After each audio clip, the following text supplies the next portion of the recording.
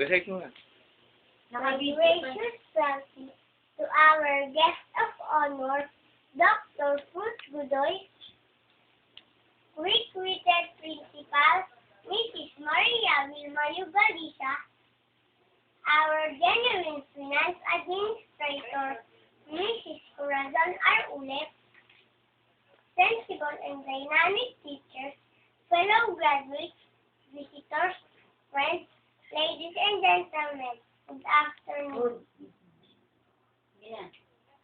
Let me start welcoming you all with this famous line of Aristotle. Those who educate children well are more to be honored than parents, for this gave only life those the art of living well.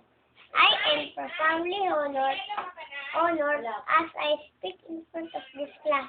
I know that pride and jubilation captivates that of our parents for sending us the gift of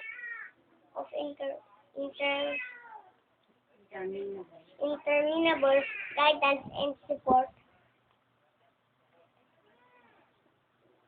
To our To our teachers who shared and impart their knowledge to us and stimulate the sense of confidence and and above above all to our God Almighty for for giving giving us a gift of accepting trials and equip us this positive with positive outlook which which will serve as our to our tool to become a productive leaders in the future.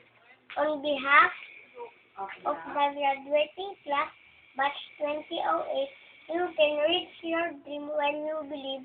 Welcome you to our moving up and graduation ceremony. Thank you and mabuhay! Palakpakan. Palakpak. Palakpak. Palakpak. Ay,